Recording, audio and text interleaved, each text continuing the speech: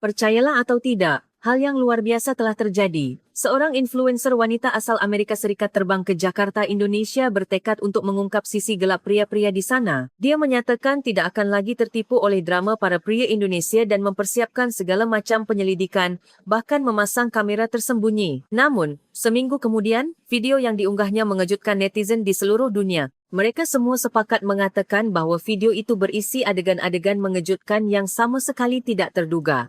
Dalam salah satu video yang memecahkan rekor penayangan tertinggi sepanjang hidupnya, dia bahkan terlihat meneteskan air mata di depan kamera.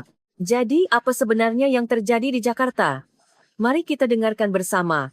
Jangan lupa subscribe dan like karena itu sangat berarti bagi Blossom yang mengharukan ini. Halo, nama saya Afa. Sejak usia 20 tahun, saya telah berkelana dan membuat vlog hingga mencapai titik ini. Sejujurnya, awalnya saya hanya iseng, tapi tanpa disadari, pelanggan saya sudah melampaui 500,000 dan tawaran iklan pun berdatangan. Namun yang akan saya ceritakan hari ini bukanlah kisah sukses saya.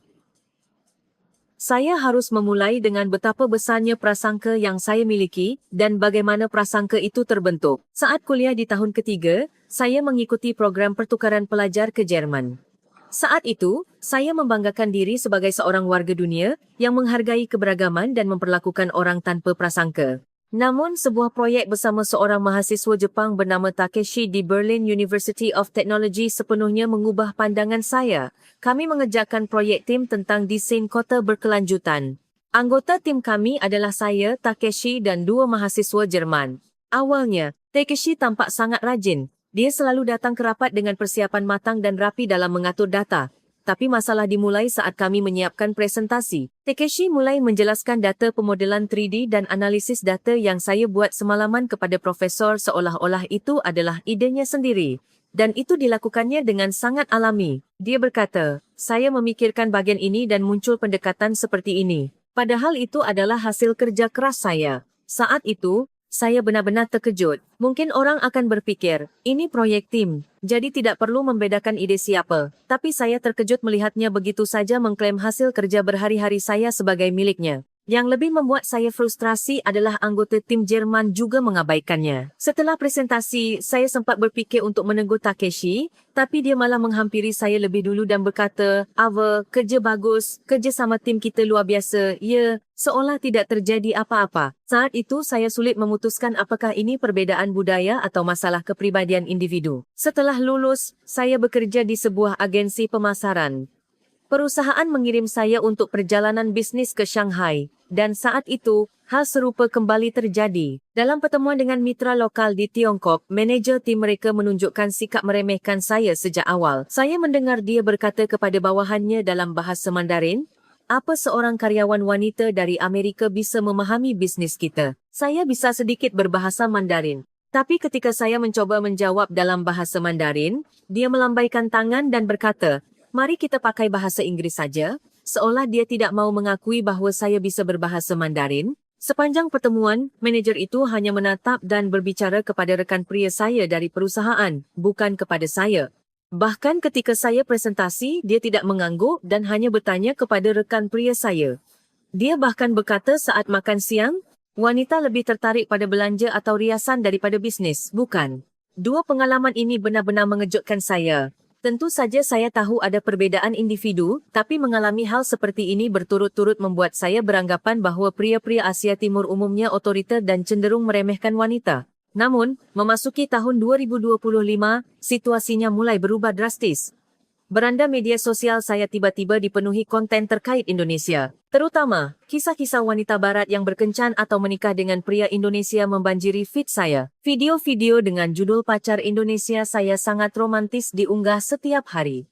Video pacar Indonesia mengikatkan tali sepatu pacarnya, mengangkat tas berat, menunggu pacarnya duduk lebih dulu di restoran. Komentar-komentar penuh dengan reaksi seperti pria Indonesia benar-benar gentle, sopan santunnya luar biasa. Pria di negara kita harus belajar dari mereka. Awalnya, saya hanya menganggapnya sebagai tren biasa. Tapi semakin banyak video yang diunggah, dan jumlah penayangannya mulai melampaui jutaan. Bahkan influencer lain yang saya ikuti mulai mengunggah video tentang betapa terkesannya mereka dengan sopan santun pria Indonesia setelah melakukan perjalanan ke Indonesia. Saya mulai merasa curiga. Benarkah? Mungkinkah mereka begitu berbeda dari pria Asia Timur yang pernah saya alami? Kisah-kisah itu sangat kontras dengan pengalaman masa lalu saya. Kemudian, sebuah video benar-benar menarik perhatian saya.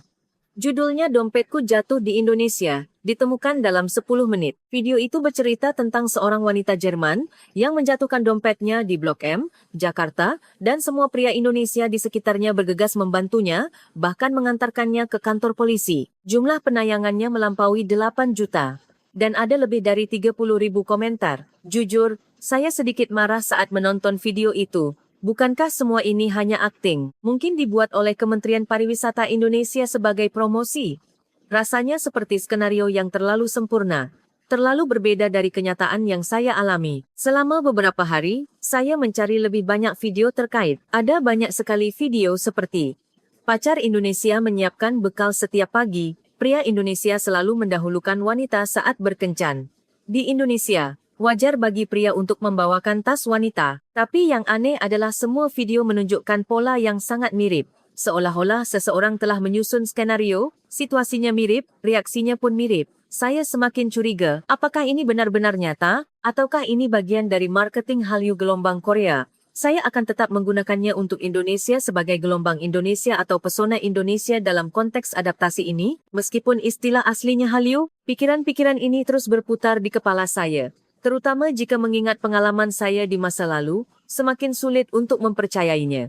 Lalu, sebuah ide muncul di benak saya, pergi dan membuktikannya sendiri. Jika semua ini nyata, maka jika saya mengujinya sendiri, hasilnya akan sama. Sebaliknya, jika semua ini hanya marketing yang direncanakan, maka ketika saya merekam dengan kamera tersembunyi, mereka akan menunjukkan reaksi yang sama sekali berbeda. Saya mengumumkan proyek baru kepada pelanggan saya. Saya mengunggah video dengan judul Mitos Sopan Santun Pria Indonesia. Benarkah? Saya menyusun rencana secara rinci. Tes pertama adalah sengaja menciptakan situasi yang tidak menyenangkan. Saya ingin melihat reaksi mereka jika saya sedikit mendorong mereka di jalan atau menghalangi jalan. Jika mereka benar-benar sopan, mereka tidak akan marah dan akan mengalah. Tapi jika itu hanya akting, saya pikir mereka akan menunjukkan reaksi berbeda ketika mereka tidak mengira ada kamera. Tes kedua adalah menjatuhkan dompet. Saya ingin melihat apakah semua orang benar-benar akan bergegas membantu seperti di video-video internet. Saya menyiapkan dompet berisi banyak wang tunai. Yang ketiga adalah meninggalkan ponsel di kafe dan mengamatinya secara diam-diam melalui live stream. Saya ingin melihat apakah tidak ada yang mencurinya atau malah melindunginya. Terakhir, saya ingin berjalan-jalan sendirian di malam hari untuk memastikan keamanannya dan melihat bagaimana sikap pria-pria di sekitar. Tujuan saya jelas, jika semua ini dibuat-buat, pasti akan terlihat celahnya. Karena jika itu akting, tidak mungkin sempurna. Reaksi pelanggan saya luar biasa. Ribuan komentar membanjiri, seperti akhirnya ada yang mengungkap kebenaran. Jangan tertipu marketing pesona Indonesia, verifikasi realistis memang diperlukan. Saya menyadari bahwa banyak orang memiliki keraguan yang sama dengan saya. Saat memesan tiket pesawat, saya terus merasa yakin. Pasti dugaanku benar. Semua ini hanya marketing. Saya menyiapkan peralatan kamera dan juga dompet serta ponsel khusus untuk tes di tas perjalanan saya. Di pesawat menuju Bandara Soekarno-Hatta, saya menonton lagi video-video terkait untuk terakhir kalinya. Saya masih sulit mempercayainya. Terlalu berbeda dari kenyataan yang saya alami. Kebenaran akan segera terungkap, pikir saya sambil menutup laptop. Tapi saat itu saya tidak tahu.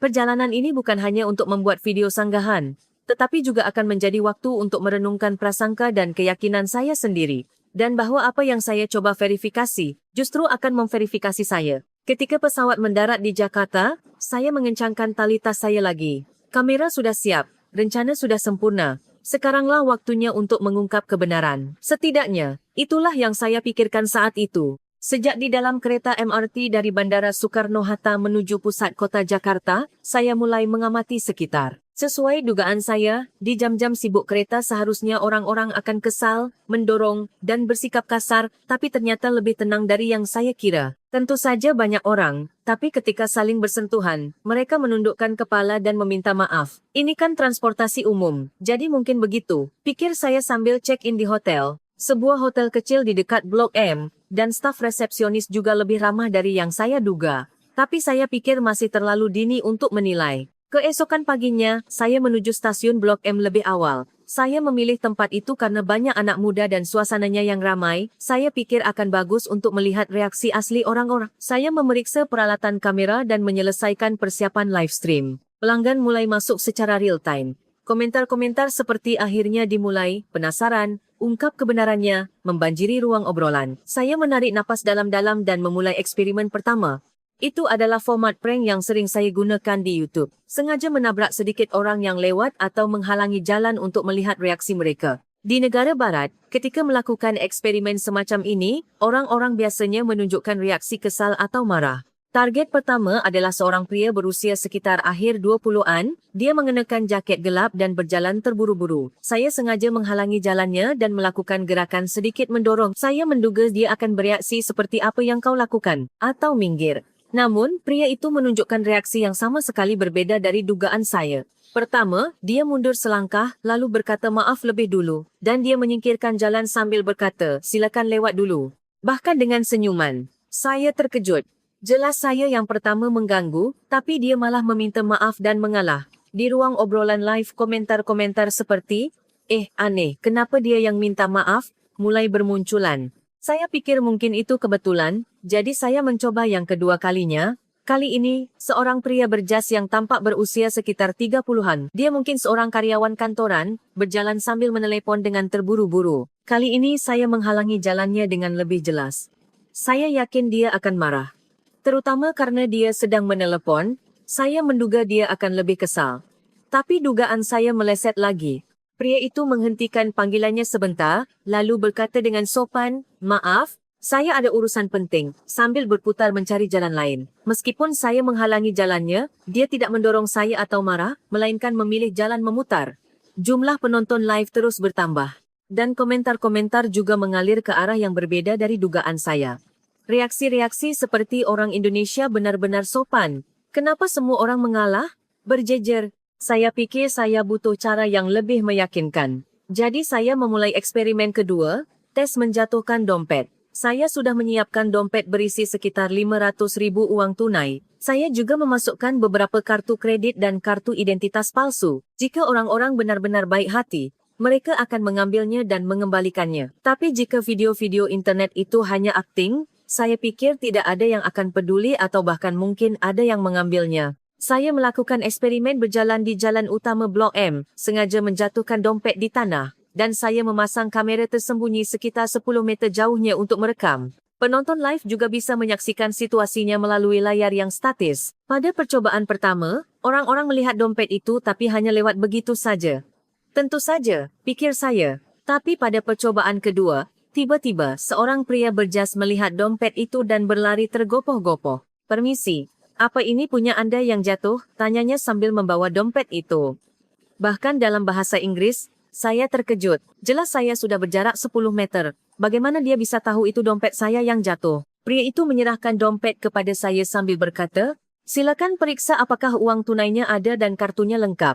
Dia bahkan memeriksa struk di dalam dompet dan berkata, jika ini penting, periksa lagi ya. Saya benar-benar bingung. Saya menghitung uangnya. Tidak kurang Rp1 pun. Kartu-kartu juga ada di tempatnya. Saya ingin mengucapkan terima kasih kepada pria itu, tapi saya tidak bisa mengatakan bahwa saya sengaja menjatuhkannya sebagai lelucon. Ruang obrolan live benar-benar meledak. Komentar-komentar seperti ini beneran luar biasa. Orang Indonesia benar-benar ramah, membanjiri. Tapi pada saat yang sama, banyak juga komentar seperti ini akting bukan, pemain yang sudah disewa bukan, terlalu sempurna jadi mencurigakan. Jujur, saya juga sedikit curiga.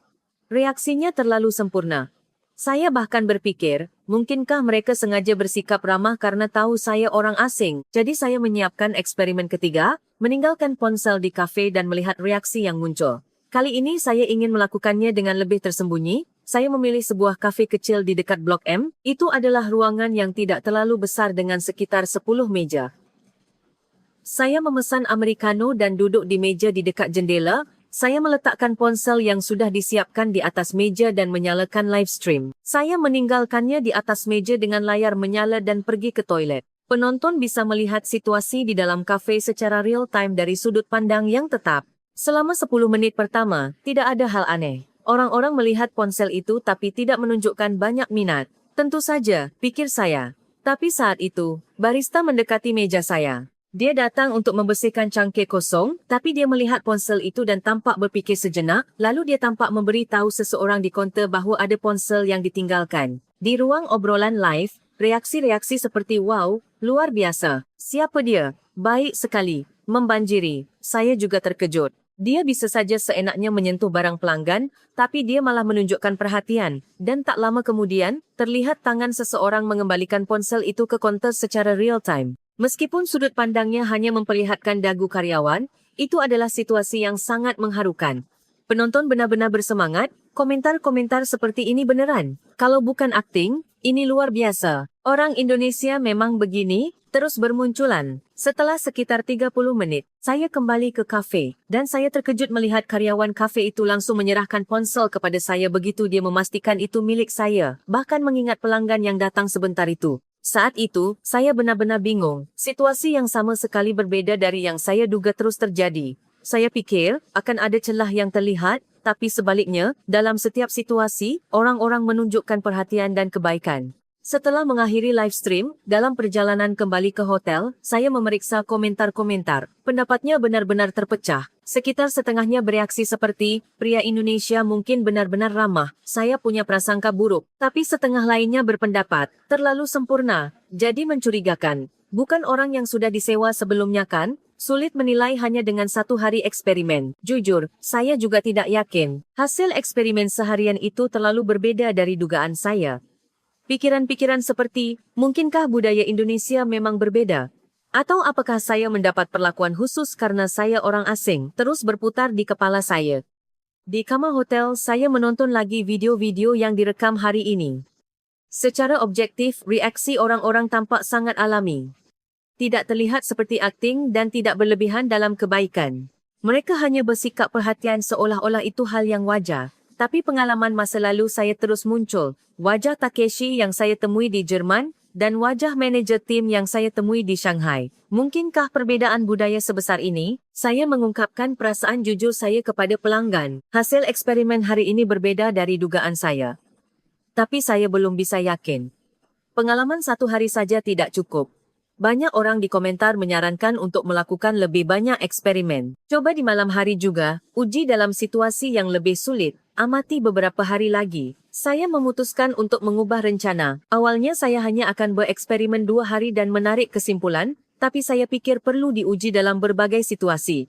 Terutama, saya ingin tahu bagaimana situasinya di malam hari. Sebentar lagi saya akan live. Saat itu, saya akan menemukan jawaban yang benar-benar krusial. Saya mengumumkan.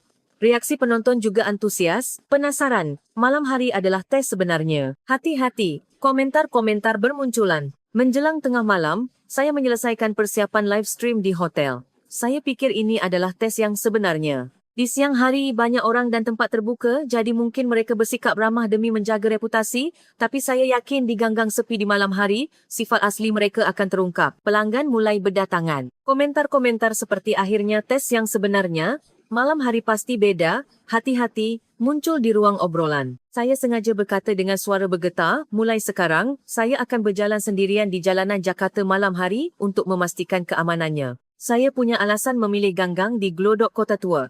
Dari yang saya cari di internet, konon banyak bangunan tua dan ganggang sempit yang saling terkait rumit di sana. Saya pikir itu adalah daerah yang mungkin berbahaya untuk berjalan sendirian di malam hari. Saat saya keluar dari stasiun MRT dan memasuki gang, saya terkejut melihat pemandangan yang berbeza dari dugaan saya. Meskipun sudah lewat tengah malam, jalanan terasa lebih terang dari yang saya bayangkan. Lampu jalan terpasang cukup banyak dan cahaya hangat dari warung-warung kaki lima menerangi gang. Oh, ternyata lebih terang dari yang saya duga, kata saya. Di ruang obrolan, reaksi-reaksi seperti saya dengar Jakarta juga terang di malam hari. Pantas saja keamanan di sana bagus, bermunculan. Saya sedikit bingung. Saya mencoba menciptakan situasi berbahaya, tapi latarnya sendiri berbeza dari rencana saya. Saya berjalan menyusuri gang sambil mengamati sekitar. Tempat sampah juga dipilah dengan rapi dan hampir tidak ada coretan di dinding. Suasana malam hari jelas berbeza dari yang saya lihat di Amerika. Saat itu, saya mendengar langkah kaki dari belakang dan menoleh. Seorang wanita berusia akhir 20-an berjalan ke arah saya. Saya tegang. Akhirnya sesuatu akan terjadi, pikir saya. Tapi wanita itu mendekatiku dan bertanya dengan sopan, "Permisi, Anda sedang merekam ya? Boleh saya lewat?" Saya terkejut. Saya mencoba menciptakan situasi berbahaya, tapi malah mendapat perlakuan yang baik. "Oh iya, tidak apa-apa," jawab saya. Wanita itu berkata, "Terima kasih," lalu berputar mencari jalan lain dengan alami. Dia menyadari bahawa saya sedang merekam dan berusaha tidak mengganggu. Ruang obrolan mulai mengalir ke arah yang berbeza. Komentar-komentar seperti di sini benar-benar aman. Malam hari pun orang-orang ramah. Keamanan Jakarta luar biasa. Berjejer. Saya semakin gelisah. Saya masuk lebih dalam ke gang. Kali ini saya pikir akan benar-benar sepi. Tapi lampu jalan masih terang. Dan toko-toko kelontong 24 jam menyala di sana-sini. Jadi tidak terasa gelap total. Saat itu, saya melihat dua pria berjalan dari depan. Akhirnya, pikir saya.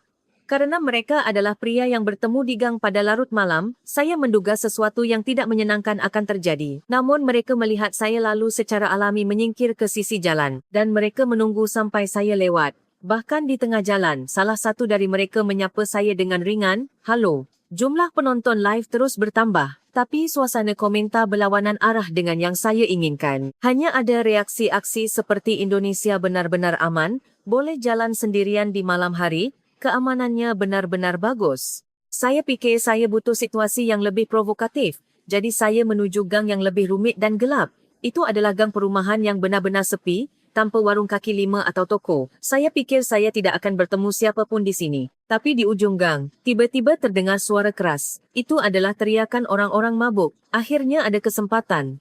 Pikir saya, akhirnya ada sesuatu yang terjadi. Kata saya ke kamera sambil mendekat. Di ruang obrolan, peringatan seperti hati-hati, berbahaya, jangan terlalu dekat, mulai bermunculan. Ketika saya mendekat, ada sekitar 3 pria yang minum-minum dan berbicara dengan sangat keras. Sekarang saya akan melihat sifat asli pria Indonesia, pikir saya, karena dalam keadaan mabuk, sifat asli mereka akan terlihat. Tapi ketika saya mendengarkan apa yang mereka katakan, ada yang aneh. Aksennya berbeda dari aksen bahasa Indonesia yang saya kenal. Ketika saya mendengarkan lebih saksama, mereka berbicara dalam bahasa Mandarin. Penonton di ruang obrolan lebih dulu menyadarinya. Komentar-komentar sepertinya mereka berbicara Mandarin, aksennya beda. Bukan orang Indonesia asli, bermunculan. Saya sedikit terkejut, tapi pada saat yang sama, saya penasaran. Bagaimanapun, mereka adalah pria Asia Timur, jadi saya pikir mereka akan menunjukkan reaksi yang saya duga. Dan memang, perilaku mereka jelas berbeda dari pria Indonesia yang saya temui sejauh ini. Pertama, cara mereka menempati ruang. Mereka berbicara keras di tengah-tengah gang, mempersulit orang lain untuk lewat. Dan ketika mereka melihat kamera saya, mereka mulai menunjukkan minat secara terang-terangan. Salah satu dari mereka melihat saya lalu tertawa sambil mengatakan sesuatu dalam bahasa Mandarin. Dan dia mulai mendekati saya, akhirnya pikir saya. Ini adalah situasi yang saya duga akan terjadi. Ini adalah sifat asli mereka, kata saya ke kamera sambil meliput situasi itu. Tapi pada saat yang sama, tenggorokan saya mulai terasa kering. Perilaku mereka mulai terasa mengancam. Pria itu mulai berbicara kepada saya dalam bahasa Inggeris. Lalu dia mendekatkan wajahnya ke depan kamera saya. Bau alkoholnya sangat menyengat. Saya menjawab bahwa saya sedang selfie. Tapi dia terus mengitari saya dan mencoba masuk ke kamera. Rekan-rekannya juga satu persatu mendekat dan mulai menonton rekaman saya. Suasana ruang obrolan benar-benar berubah. Komentar-komentar khawatir seperti mereka terlihat berbahaya. Cepat tinggalkan tempat itu. Haruskah kita panggil polisi? Membanjiri. Saya semakin gelisah. Mereka mulai mengelilingi saya. Terutama, salah satu dari mereka terus mencoba menyentuh kamera saya dan yang lain mencoba meletakkan tangannya di bahu saya. Dia bahkan mencoba melihat layar live saya sambil berkata, "Biarkan saya juga ikut tampil." Saya mundur dan berkata bahawa saya akan lewat, tapi mereka terus mengikuti. Saat itu, saya merasakan perbedaan yang jelas antara pria Indonesia yang saya temui sejauh ini dengan mereka. Sampai saat itu semua orang menghormati ruang pribadi saya, tapi orang-orang ini sama sekali tidak. Sebaliknya, mereka mendekat secara paksa dan mencoba ikut dalam rekaman saya tanpa persetujuan saya.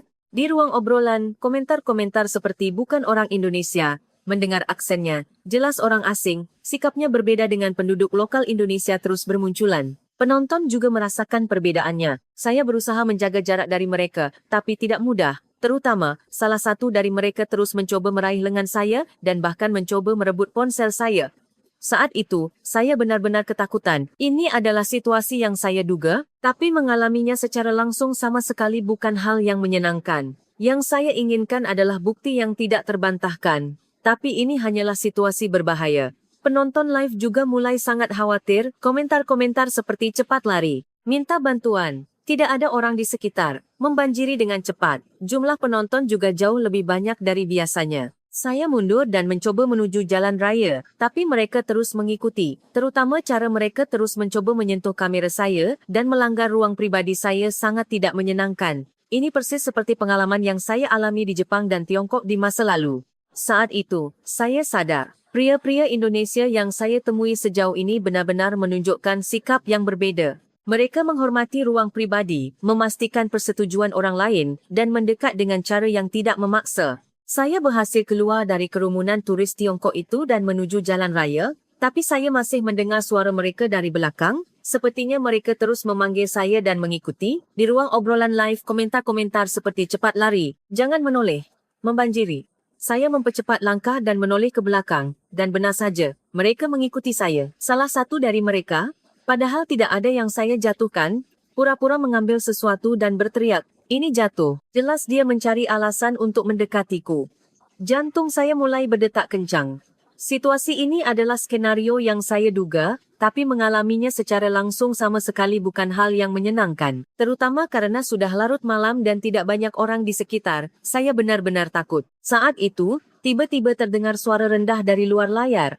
"Permisi, Anda sedang merekam." Saya terkejut dan menoleh. Seorang pria Indonesia mengenakan jaket gelap berdiri di samping saya. Dia tinggi dan berkesan tenang. Saya sempat tegang. Apakah ini situasi berbahaya lain? Pikir saya. Tapi kata-katanya berikutnya benar-benar membalikkan dugaan saya. "Lebih aman jika Anda melewati jalan itu." Dia secara alami sedikit menggeser tubuhnya, menciptakan dinding lembut antara saya dan kerumunan Tiongkok yang mengikuti. Seolah-olah dia membukakan jalan agar saya bisa lewat dengan aman. Gerakannya sama sekali tidak mengintimidasi. Justru terlihat alami dan penuh perhatian. Suasana ruang obrolan live mulai berubah drastis. Komentar-komentar seperti siapa dia, apakah dia membantu? Sepertinya orang Indonesia mulai bermunculan. Saya juga tidak bisa memahami situasinya dengan tepat. Pria itu tidak bertanya nama atau identitas saya, dia hanya berkata dengan tenang, "Dari sini, 2 blok lagi, Anda bisa mudah menemukan taksi. Saya akan jalan di depan." Suaranya tenang dan menenangkan, seolah dia sudah terbiasa dengan situasi seperti ini. Saya sempat ragu. Saya tidak yakin apakah aman mengikuti pria asing. Tapi dengan kerumunan Tiongkok yang terus mengikuti dari belakang, saya merasa tidak punya pilihan lain. Saat itu salah satu orang Tiongkok di belakang berteriak dengan nada tidak senang. Mungkin dia protes karena diganggu. Saya tegang. Saya khawatir akan terjadi bentrokan, tapi cara pria Indonesia itu merespons benar-benar mengesankan. Dia tidak langsung berkonflik, melainkan mengatur arah dan kecepatan gerakannya untuk menghalangi pandangan secara alami.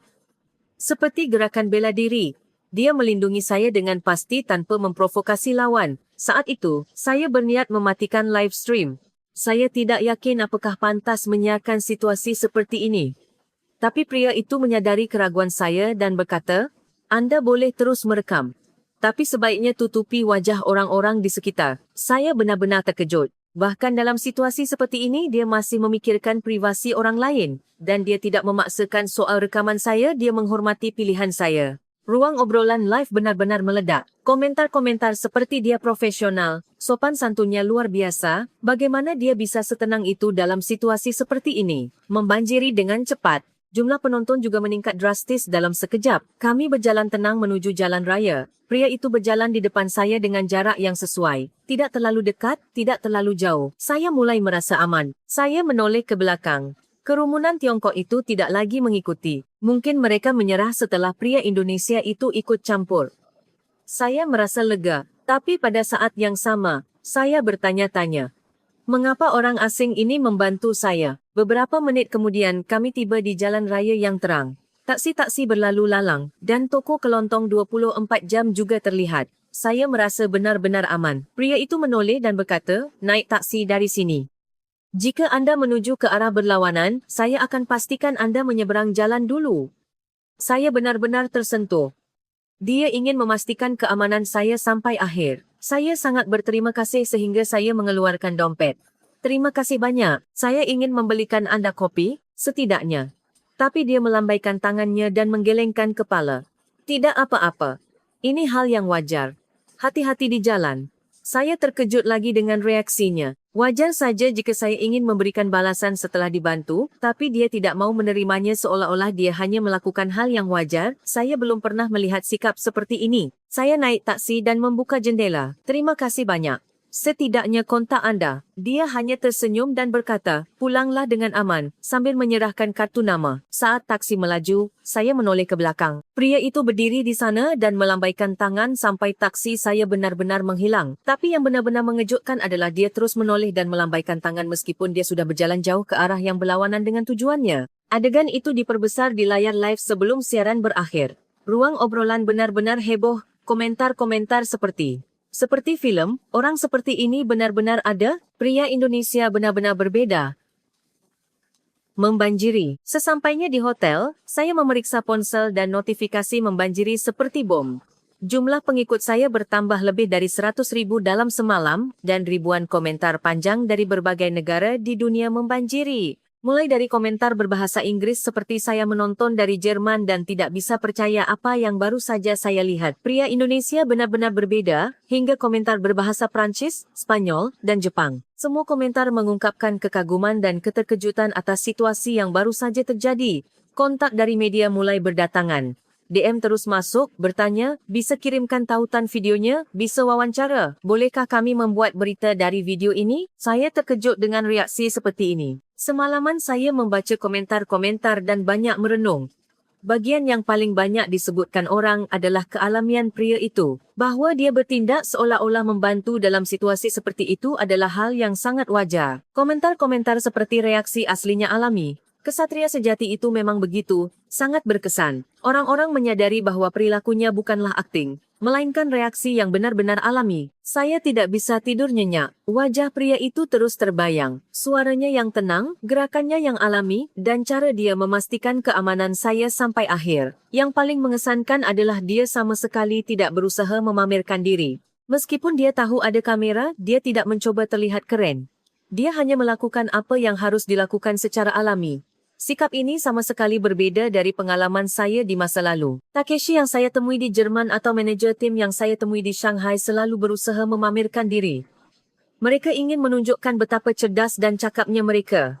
Tapi pria yang saya temui hari ini sebaliknya. Dia tidak berusaha menonjolkan diri, justru dia mundur dan membantu saya agar aman. Dari mana datangnya perbedaan ini? Keesokan paginya saya bangun dan menonton lagi video kemarin. Secara objektif, itu memang sangat alami. Tidak terlihat seperti akting, tidak ada yang dilebih-lebihkan. Itu hanyalah gambaran orang biasa yang membantu seseorang dalam situasi berbahaya. Saat itu saya tiba-tiba menyadari. Intervensi semalam bukanlah acara yang dibuat untuk dilihat orang. Melainkan sikap yang sudah biasa dilakukan oleh orang-orang di kota ini dalam kehidupan sehari-hari. Itu bukan hal yang istimewa, melainkan hal yang dianggap wajar. Dan skenario di benak saya mulai goyah. Mungkinkah saya salah? Pertanyaan ini terus berputar di kepala saya. Prasangka yang selama ini saya pegang mulai saya ragukan kebenarannya. Namun, saya masih belum bisa yakin. Saya pikir tidak bisa menilai keseluruhan hanya dari pengalaman satu orang. Jadi saya menyimpulkan bahwa lebih banyak eksperimen diperlukan. Saya pikir, saya harus bertemu lebih banyak orang dalam berbagai situasi. Saya mengumumkan rencana baru kepada pelanggan saya. Pengalaman kemarin benar-benar mengejutkan. Untuk menarik kesimpulan yang lebih akurat, saya akan melakukan berbagai eksperimen lagi selama beberapa hari ke depan. Kali ini saya memutuskan untuk mendekatinya dengan pikiran yang lebih terbuka. Saya berpikir bahwa pengalaman kemarin mungkin kebetulan. Jadi kali ini saya memutuskan untuk mendekatinya secara objektif tanpa melibatkan emosi sama sekali. Jika orang Indonesia benar-benar berbeda, pola yang sama akan muncul dalam lebih banyak situasi. Eksperimen pertama dilakukan di MRT. Saya naik jalur 2 MRT saat jam sibuk. Saya ingin melihat reaksi orang-orang pada jam-jam tersibuk dan paling membuat stres. Ketika pintu MRT terbuka dan orang-orang berhamburan keluar, saya sengaja berhenti di tengah-tengah pintu. Saya ingin melihat apakah orang-orang akan kesal karena saya menghalangi arus. Saya menduga akan ada reaksi seperti minggir dong atau kenapa berdiri di situ. Namun, reaksi pria berjas di belakang saya lagi-lagi berbeda. Daripada mengerutkan kening atau marah, dia berkata dengan sopan, "Maaf, bisakah anda mundur selangkah?" Dan dia menunjukkan jalan dengan isyarat tangan secara alami. Saya menyingkir dengan canggung, tapi pria itu bahkan berkata, "Terima kasih," saat dia lewat. Saya yang mengganggu, tapi dia malah berterima kasih. Orang lain juga menunjukkan reaksi yang serupa. Tidak ada satupun yang kesal atau mendorong dengan kasar. Penonton live juga terkejut. Komentar-komentar seperti "jam sibuk saja masih ramah. Kalau di MRT Amerika pasti kacau," bermunculan. Jujur, saya juga terkejut. Eksperimen kedua dilakukan di eskalator. Saya sengaja mengikat tali tas longgar dan menaiki tangga. Saya menciptakan situasi di mana tas saya seolah akan jatuh untuk melihat bagaimana orang-orang bereaksi. Sekitar 10 menit kemudian, seorang pria mengenakan jaket abu-abu diam-diam mendekatiku. "Tali tas anda lepas," katanya hanya dengan satu kalimat, lalu dia menuruni tangga lebih dulu. Itu adalah intervensi yang tepat, tidak berlebihan ramah, tapi juga tidak acuh tak acuh. Saya mengikat kembali tali tas sambil melihat punggungnya. Dia tidak tampak mengharapkan ucapan terima kasih khusus dan sepertinya dia hanya melakukan hal yang wajar. Mengalami kebaikan alami seperti ini terus-menerus membuat rencana saya mulai goyah. Yang ketiga adalah eksperimen kafe. Saya memesan americano di sebuah kafe kecil di dekat Blok M dan menyelesaikan pembayaran. Lalu saya sengaja meninggalkan dompet kartu saya di kaunter. Saya ingin melihat bagaimana mereka bereaksi ketika saya meninggalkan barang penting. Setelah saya keluar dari kafe dan berjalan sekitar 50 meter, saya mendengar suara seseorang berlari dari belakang. Saya menoleh dan barista itu berlari terburu-buru membawa dompet kartu saya. "Nona, anda meninggalkan dompet." Saya terkejut dan mengambil dompet itu. Barista itu meskipun terengah-engah menambahkan, "Jika anda sedang live, mohon tutupi wajah saya untuk privasi, ya?" Dia membantu saya agar tidak kehilangan barang penting, bahkan sambil memikirkan privasinya sendiri. Di ruang obrolan live, reaksi-reaksi seperti benar-benar ramah, barista itu orang baik, orang Indonesia sepertinya memang beda membanjiri. Saya juga tersentuh, tapi pada saat yang sama, saya bingung. Eksperimen keempat adalah tes yang lebih provokatif. Saya mengenakan rok pendek dan menaiki serta menuruni tangga pintu masuk MRT. Saya pikir di Amerika pasti akan ada orang yang bersiul atau menatap dengan terang-terangan. Tentu saja, saya mengenakan celana pendek di dalamnya demi keamanan. Tes pertama dilakukan di stasiun MRT Bundaran HI. Saya menaiki tangga perlahan pada jam sibuk. Saya menduga pria-pria yang naik dari belakang akan memusatkan perhatian. Tapi hasilnya sama sekali berbeda. Sebagian besar pria sengaja menundukkan kepala lebih dalam. Bahkan salah satu dari mereka pura-pura mengeluarkan smartphone dan melihatnya, mengalihkan pandangannya sama sekali. Momen yang paling mengejutkan adalah ketika seorang pria berjas yang naik dari belakang saya. Awalnya saya pikir dia akan mengintip, tapi ternyata dia secara alami menutupi rok saya dengan tas kerjanya yang dipegang di tangan. Dia melakukannya untuk mencegah orang lain melihatnya. Tes kedua adalah menaiki tangga dengan koper berat di stasiun MRT Blok M. Saya ingin tahu apakah seseorang akan membantu meskipun saya tidak meminta bantuan dengan alasan tidak nyaman kerana mengenakan rok. Di tengah tangga, saya pura-pura sangat kesusahan dan seorang pria muda berusia 20-an langsung mendekat dan bertanya, "Perlu bantuan dengan barang bawaan anda?" Lalu bahkan sebelum saya sempat menjawab, dia memegang pegangan koper dan mulai naik bersama saya. Pada tes ketiga, saya sengaja pura-pura terpeleset di tangga. Saya membuat seolah-olah saya kehilangan keseimbangan kerana rok saya. 3 pria di sekitar saya secara bersamaan mengulurkan tangan untuk menahan saya. Dan mereka bertanya dengan khawatir, "Anda baik-baik saja?" Ruang obrolan live benar-benar heboh. Komentar-komentar seperti, "Kalau di Amerika pasti beda banget," "Benar-benar pria sejati," "Ini baru sopan santun," membanjiri. Saya juga benar-benar terkejut. Itu adalah reaksi yang 180 derajat berbeda dari yang saya duga. Saya semakin bingung. Jika hanya 1 atau 2 kejadian, bisa disebut kebetulan, tapi karena pola yang sama terus muncul, terlalu konsisten untuk disebut kebetulan. Eksperimen kelima dilakukan di jalur pedestrian Taman Suropati pada malam hari. Saya ingin melihat bagaimana orang-orang bersikap pada waktu santai ketika mereka berolahraga dan berjalan-jalan. Saya meletakkan tripod dan menyalakan live stream dengan ponsel, lalu mengamati dari jarak sekitar 20 meter. Saya ingin melihat apakah ada yang mengambil peralatan atau mengganggu. Selama 10 menit pertama, tidak ada yang aneh. Orang-orang lewat dan melihat kamera, tapi tidak menunjukkan minat khusus. Kali ini tidak akan terjadi apa-apa, pikir saya, tapi tiba-tiba seseorang mendekati tripod. Saya tegang. Akhirnya ada yang mau mengambilnya, pikir saya. Tapi perilaku orang itu sama sekali berbeza dari dugaan saya. Karena tripod bergoyang karena angin dan tampak akan jatuh, dia sedikit mendorongnya ke dalam untuk menstabilkannya.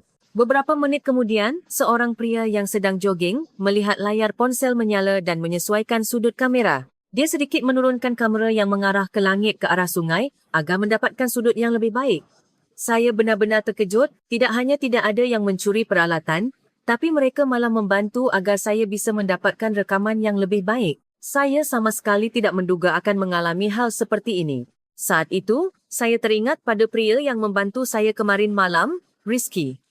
Apakah pertemuan dengannya benar-benar kebetulan, atau apakah itu sikap sehari-hari orang-orang di kota ini? Saya semakin cenderung pada pilihan yang terakhir. Dalam perjalanan kembali ke hotel, saya mampir ke toko buah. Saya ingin membeli beberapa jeruk, tapi pemilik toko melihat peralatan kamera saya dan berkata, "Anda sedang merekam di malam hari ya?" Lalu dia menyerahkan beberapa buah lagi ke tangan saya dan berkata, "Hati-hati jangan sampai masuk angin." Saat itu, saya terkejut lagi, mengapa dia begitu ramah kepada orang asing yang tidak terlalu dikenalnya. Dia tidak meminta lebih banyak uang atau mengharapkan imbalan apapun. Itu hanyalah kebaikan yang tulus. Kembali ke kamar hotel, saya merangkum hasil eksperimen hari ini. Saya melakukan total 8 eksperimen yang berbeda, dan dalam setiap situasi, hasilnya berbeda dari dugaan saya. Data yang terkumpul justru berlawanan dengan video sanggahan yang saya rencanakan. Saya memeriksa komentar-komentar live. Kata yang paling banyak disebutkan adalah rasa kebersamaan kekeluargaan atau gotong royong. Puluhan komentar menjelaskan tentang budaya rasa kebersamaan di Indonesia. Meskipun itu adalah konsep asing bagi saya, banyak orang menjelaskan pengalaman hari ini dengan konsep tersebut. Komentar-komentar seperti budaya kebersamaan Indonesia adalah menunjukkan perhatian hangat bahkan kepada orang yang bukan keluarga. Rasa kebersamaan adalah perhatian tulus yang tidak berdasarkan perhitungan, sangat berkesan. Jika ada latar belakang budaya seperti ini, pengalaman hari ini bisa dijelaskan. Namun, saya masih sulit untuk yakin. Meskipun perbedaan budaya, bisakah begitu konsisten? Seharusnya ada perbedaan individu, mengapa semua orang menunjukkan reaksi yang serupa? Malam itu, saya mengungkapkan perasaan jujur saya kepada pelanggan. Hasil eksperimen selama beberapa hari terus berbeda dari dugaan saya. Polanya terlalu konsisten, jadi sulit disebut kebetulan. Tapi saya masih belum bisa yakin. Di komentar, banyak saran seperti lakukan lebih banyak eksperimen, temui orang-orang secara pribadi dan ajak bicara, jalin pertemanan sejati dan lihat sifat asli mereka. Terutama, banyak pendapat yang menyarankan untuk bertemu lagi dengan pria yang membantu kemarin. Saya terperosok dalam pikiran. Haruskah saya benar-benar bertemu lagi dengan pria itu dan berbicara secara pribadi? Bagaimana jika tanpa kamera? Apakah dia akan menunjukkan sisi yang berbeza? Pikiran-pikiran ini terus berputar di kepala saya. Gambar-gambar terekam sesuai rencana saya, tapi kesimpulannya benar-benar mengkhianati rencana saya. Apakah pola ini kebetulan, budaya, atau kebaikan pribadi yang istimewa? Untuk menemukan jawaban atas pertanyaan ini, saya harus menyelaminya lebih dalam. Dan skenario di benak saya mulai runtuh sedikit demi sedikit. Saya semakin ragu apakah apa yang selama ini saya yakini benar. Keesokan paginya, begitu bangun, saya memeriksa ponsel, dan berita mengejutkan menanti saya. Jumlah penayangan video saya meningkat pesat, dan sebuah agensi iklan besar di Indonesia segera menawarkan pertemuan. Pesannya berbunyi, "Jika Anda tertarik membuat video promosi pariwisata Indonesia, kami ingin bertemu besok pukul 14.00. Jujur, saya sedikit terkejut. Saya datang ke Indonesia untuk memverifikasi. Tapi sekarang saya ditawari pekerjaan untuk mempromosikan Indonesia. Tapi saya juga penasaran. Dan yang terpenting, saya tidak ingin melewatkan kesempatan ini." Lokasi pertemuan adalah sebuah gedung perkantoran di kawasan Sudirman, Jakarta. Saya keluar dari hotel dan berniat naik MRT, tapi ternyata ganggang di Jakarta lebih rumit dari yang saya kira. Saya mengikuti GPS, tapi terus bingung karena rambu-rambu yang serupa. Masalahnya bertambah ketika tiba-tiba hujan mulai turun. Saya keluar tanpa payung dan tersesat, jadi saya benar-benar kesulitan. Dan kartu SIM internasional saya ternyata lambat, jadi aplikasi peta pun tidak berfungsi dengan baik. Setelah tersesat sekitar 30 menit, saya tiba-tiba teringat pria itu dari semalam, Rizky. Saya mengirim pesan ke nomor di kartu namanya dengan setengah hati. "Permisi, jika Anda di dekat sini, bisakah Anda membimbing saya?" Setelah beberapa saat, pria itu datang. Dan saya ragu apakah saya harus mematikan live stream. Saya tidak ingin mematikannya karena reaksinya sudah sangat heramai. tapi saya pikir ini terlalu berlebihan untuk meminta bantuan. Namun, dia seolah memahami situasi saya dan berkata bahawa saya boleh tetap live. Saya segera menambahkan teks syuting dilanjutkan atas izin di layar. Ruang obrolan langsung meledak, komentar-komentar seperti pria itu lagi. Dia benar-benar datang. Luar biasa baiknya, membanjiri. Dia memverifikasi alamat tempat pertemuan saya dan mulai membimbing jalan. Akan butuh waktu jika jalan kaki, sebaiknya gunakan transportasi umum, katanya sambil menjelaskan rute yang paling efisien.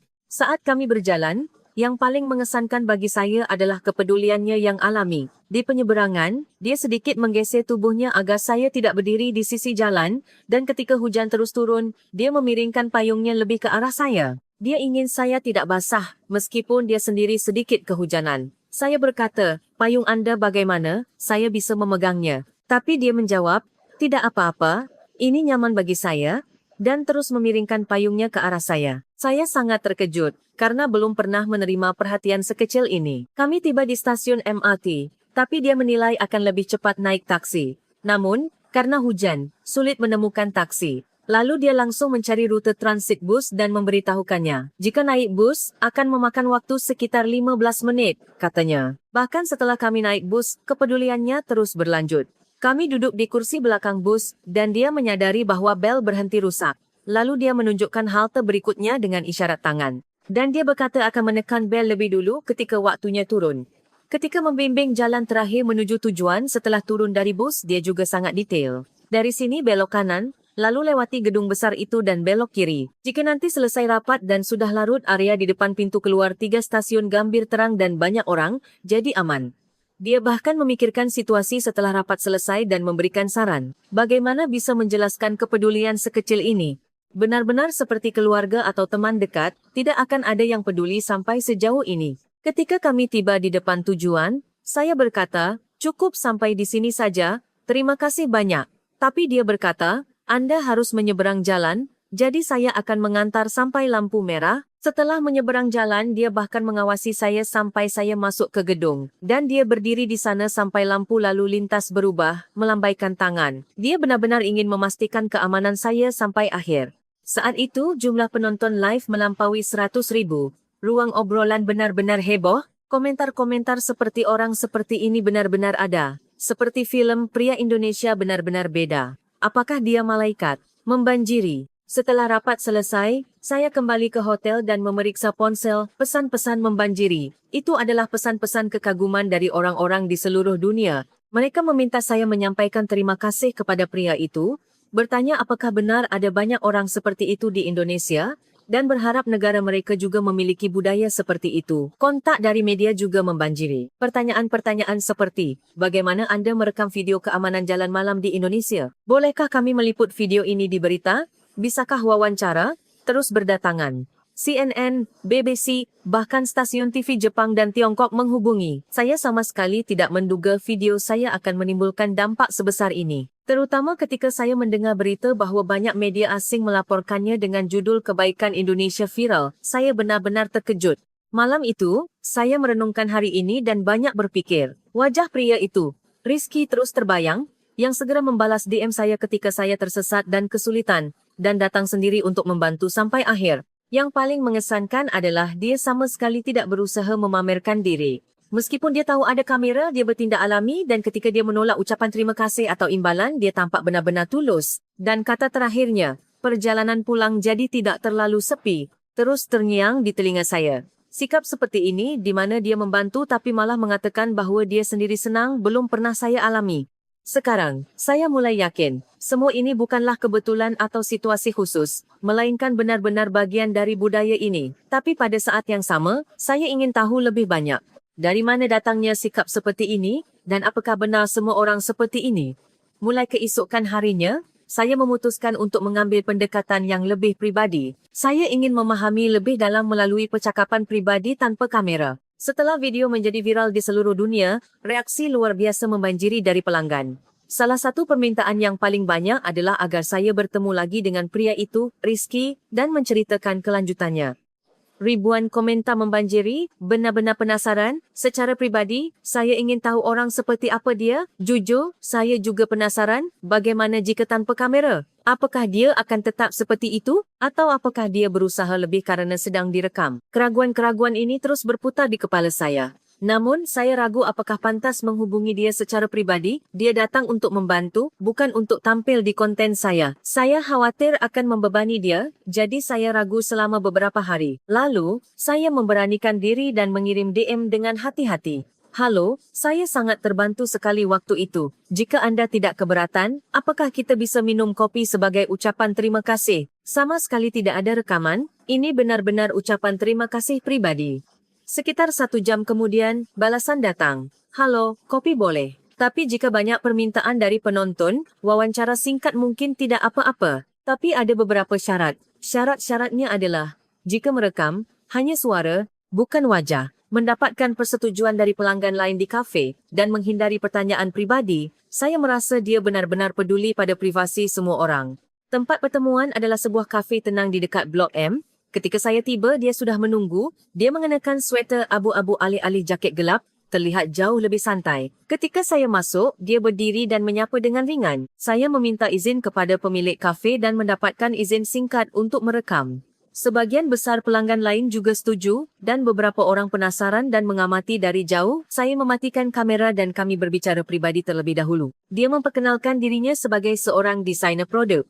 Dia bekerja merancang pengalaman pengguna untuk aplikasi smartphone atau situs web. Saya percaya teknologi akan berkembang jika manusia merasa nyaman terlebih dahulu, katanya. Kata-kata itu sangat mengesankan bagi saya. Itu adalah filosofi yang sangat cocok dengan perilaku yang saya alami darinya sejauh ini. Selalu memprioritaskan kenyamanan orang lain. Apakah anda menjadi peduli pada orang secara alami karena pekerjaan seperti itu? Tanya saya. Dia berpikir sejenak lalu menjawab, mungkin begitu. Tapi orang tua saya juga hidup seperti itu, dan di Indonesia, ini bukan hal yang istimewa, itu adalah waktu yang lebih seperti wawancara tentang nilai-nilai daripada kencan.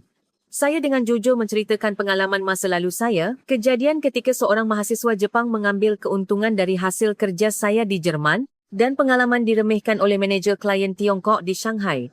Itulah mengapa awalnya saya memiliki prasangka buruk terhadap pria-pria Asia Timur. Tapi sekarang saya sadar bahawa tidak adil menggeneralisasi mereka semua seperti itu, kata saya. Dia mengangguk dan mengakui, tentu saja di Indonesia juga ada orang-orang yang kasar.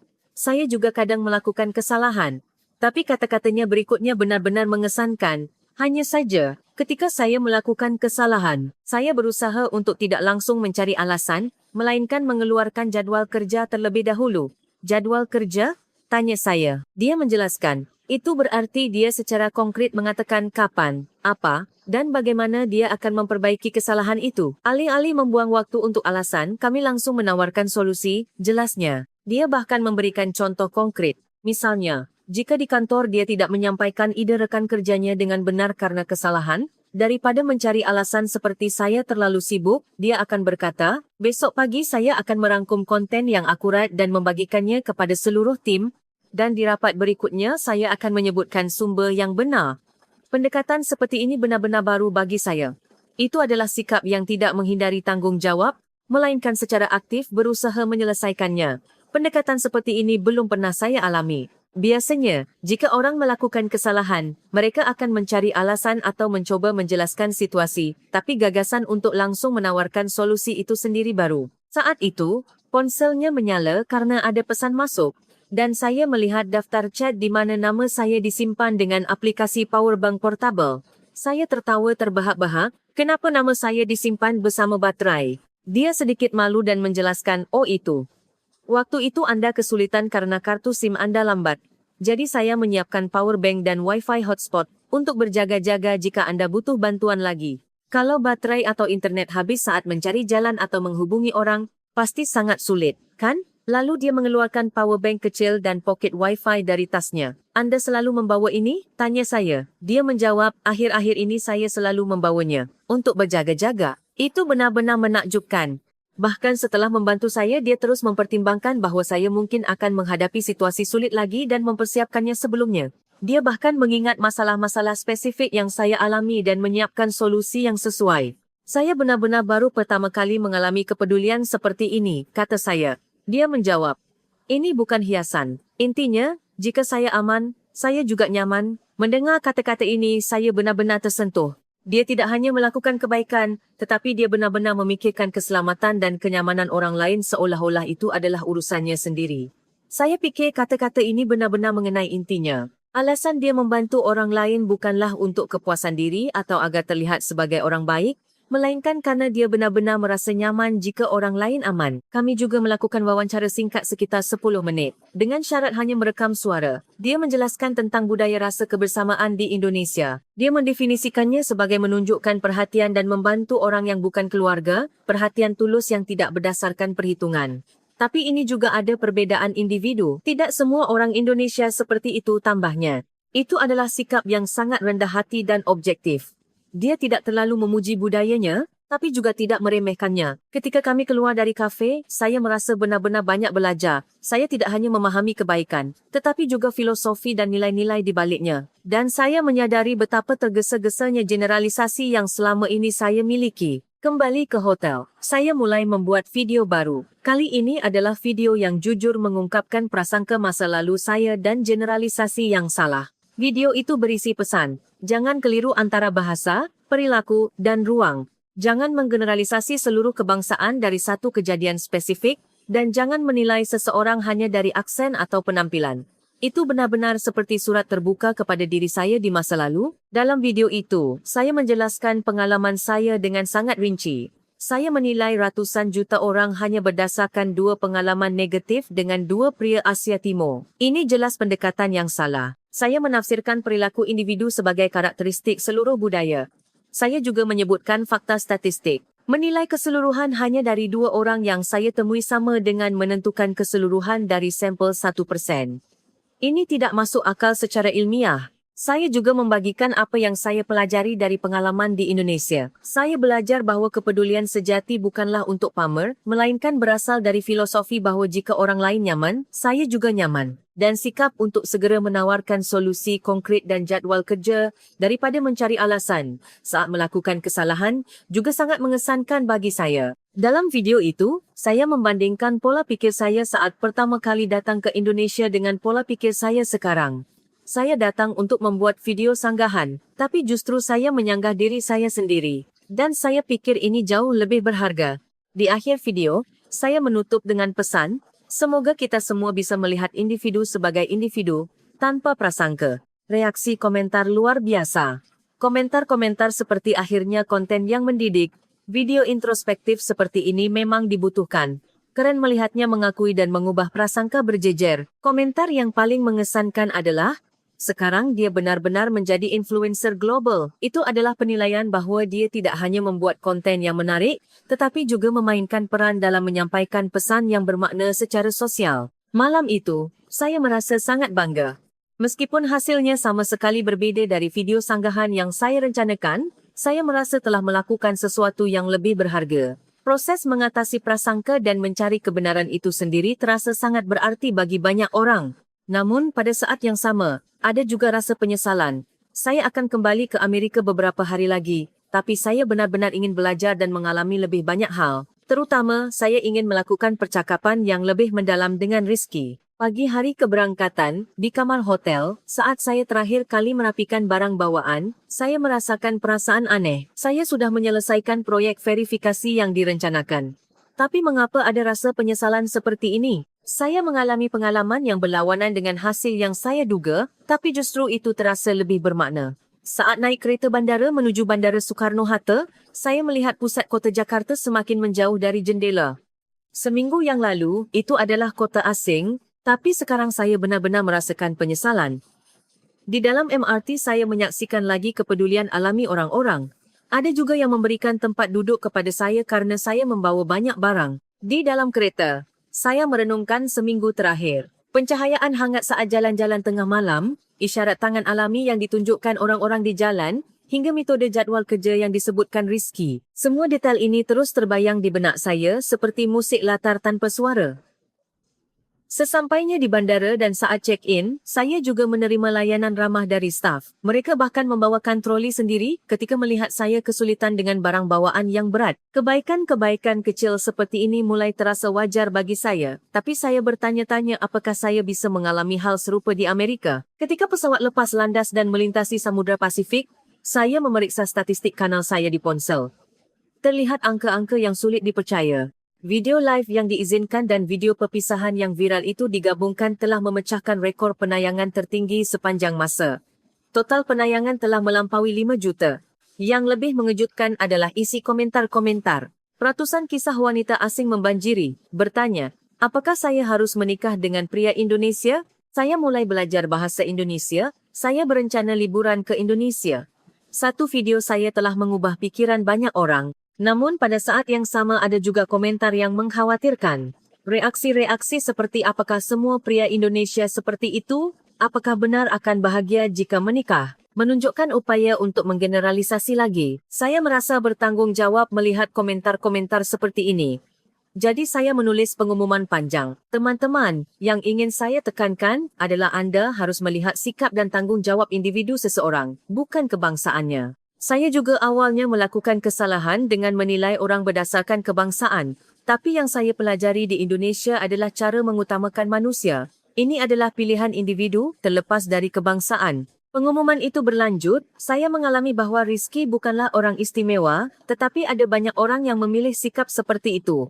Tapi ini juga tidak bisa digeneralisasi. Yang penting adalah kita semua belajar dan berusaha mempraktikkan sikap seperti itu. Ketika penerbangan berakhir dan saya tiba di Bandara LA, kesan pertama yang saya rasakan benar-benar mengejutkan. Tempat yang seharusnya akrab terasa aneh. Cara staf bandara melayani juga terasa berbeza, terasa lebih business-like dan formal. Malam pertama sesampainya di rumah di California adalah yang paling mengejutkan. Saya mengalami culture shock yang tiba-tiba. Saya keluar untuk pergi ke kafe terdekat di malam hari, tapi jalanan terasa lebih gelap dari yang saya kira. Di Jakarta, saya merasa aman bahkan di tengah malam, tapi di sini, bahkan pukul 9 malam, saya merasa tidak aman. Saya pergi ke toilet di kafe dan meninggalkan ponsel di meja, tapi saya merasa gelisah sepanjang perjalanan kembali. Saya terus berpikir, apakah ada yang mengambilnya? Padahal di Jakarta, saya tidak pernah khawatir seperti itu. Yang lebih mengejutkan adalah reaksi orang-orang. Saya tidak sengaja menabrak pelanggan lain di kafe dan orang itu menatap tajam lalu berkata, hati-hati sambil pergi. Di Jakarta dalam situasi seperti ini, orang-orang saling meminta maaf, tapi di sini suasananya sama sekali berbeza. Bahkan ketika saya berkata maaf, orang itu tidak menoleh. Saya mengalami pengalaman serupa di supermarket. Saya menjatuhkan kartu di kasir, dan orang yang mengantri di belakang saya mendorongnya dengan kaki sambil berkata dengan nada tidak senang. Di Indonesia, pasti ada yang mengambilnya dan memberikannya. Dalam perjalanan pulang, saya sengaja menjatuhkan dompet saya, sama seperti eksperimen di Indonesia. Tapi setelah menunggu 10 menit, tidak ada yang mengambilnya. Beberapa orang lewat dan melihatnya, tapi hanya melewatinya. Bahkan satu orang sengaja berjalan memutar agar tidak melewati dompet itu. Pengalaman kontras ini benar-benar mengejutkan. Apa yang saya alami selama seminggu terakhir benar-benar istimewa, pikir saya. Mengalami hal-hal ini, sebuah tekad mulai menguat di hati saya. Bukan hanya karena budaya Indonesia itu baik, tapi saya ingin mempraktikkan kepedulian dan kebaikan seperti itu dalam kehidupan sehari-hari saya. Seminggu kemudian, saya mengunggah video baru, judulnya Keputusan yang Mengubah Hidup, Mengapa Saya Pindah ke Indonesia. Dalam video itu, saya dengan jujur mengungkapkan perasaan saya. Saya memulai hubungan jarak jauh dan saya sedang mencari jalur visa untuk pindah ke Indonesia. Saya mengumumkan, saya pergi untuk membuat konten sanggahan, tapi saya kembali dengan konten keyakinan. Dan sekarang saya akan bertindak sesuai dengan keyakinan itu. Saya sudah bertukar kontak dengan Rizky dan kami berencana mengadakan konten baru bersama setiap Selasa malam, iaitu live jalan-jalan mingguan. Meskipun sedikit sulit karena perbezaan waktu, itu adalah waktu untuk berbagi kehidupan sehari-hari kami dan berbicara tentang perbezaan antara dua budaya. Dalam live pertama, Rizky menjelaskan tentang budaya kerja di Indonesia dan saya berbagi pengalaman saya di Amerika. Penonton sangat menyukai konten pertukaran budaya seperti ini. Reaksi-reaksi seperti kisah jujur pasangan internasional sejati, Bagus bisa melihat perbandingan dua budaya, berjejer. Saat membuat video, saya melihat kembali konten-konten awal saya. Saya merasa sangat malu melihat thumbnail dengan judul Tes Perilaku Pria Asia. Saat itu, saya menyadari betapa saya terperangkap dalam prasangka. Saya dengan tenang menutupi thumbnail itu dan menulis judul baru, Pelajaran dari Kota yang Mengutamakan Manusia. Inilah cerita yang sebenarnya ingin saya sampaikan. Dalam video terakhir saya berbicara ke kamera. Sekarang saya tidak akan bingung lagi. Saya sudah jelas ingin menampilkan siapa dan sikap seperti apa. Saya ingin menjadi orang seperti Rizky. Bukan karena kebangsaannya, tapi karena saya ingin hidup dengan cara seperti itu. Dan di bagian bawah layar muncul subtitle pratinjau. Musim berikutnya, proyek pindah ke Indonesia, dari belajar bahasa hingga persiapan visa. Reaksi pelanggan luar biasa. Komentar-komentar seperti beneran pindah. Kami mendukung. Unggah juga video belajar bahasa Indonesia. Membanjiri, terutama komentar yang paling banyak mendapatkan suka adalah kisah mengatasi prasangka dan menemukan cinta ini sangat mengharukan. Tapi bagi saya, komentar yang paling bermakna adalah yang ditulis dalam bahasa Indonesia. Itu adalah komentar dari Rizky. Saya akan menunggu perlahan tapi pasti. Setelah memeriksanya dengan Google Translate, itu adalah pesan yang benar-benar hangat. Malam itu saya mengunduh aplikasi belajar bahasa Indonesia, mulai dari Duolingo hingga kanal YouTube Edukasi Bahasa Indonesia, saya berlangganan semuanya. Di pelajaran pertama, saat saya belajar hello, suara Rizky terbayang. Nada sopan itu saat dia pertama kali berkata, permisi. Saya juga meneliti secara menyeluruh informasi visa untuk pindah ke Indonesia. Visa Working Holiday tidak mungkin karena ada batasan usia, dan untuk visa pelajar saya harus masuk universitas di Indonesia. Jadi saya mulai mencari program kursus bahasa Indonesia. Saya melihat semua program bahasa Indonesia di Universitas Indonesia, Atma Jaya, BINUS, dan lain-lain. Cara yang paling realistis adalah mengikuti kursus bahasa selama 6 bulan lalu mendapatkan visa kerja. Saya pikir saya bisa memanfaatkan pengalaman saya sebagai influencer untuk bekerja di perusahaan marketing di Indonesia. Bahkan ada tawaran dari Kementerian Pariwisata Indonesia. Saya membuat rencana konkret untuk kembali ke Indonesia dalam 6 bulan. Dan saya membuat keputusan terpenting dalam hidup saya, membuang prasangka dan menerima cinta sejati serta budaya baru. Ironisnya, seluruh perjalanan ini dimulai dari proyek verifikasi sederhana. Namun, terkadang apa yang kita coba sanggah justru yang paling mengubah diri kita.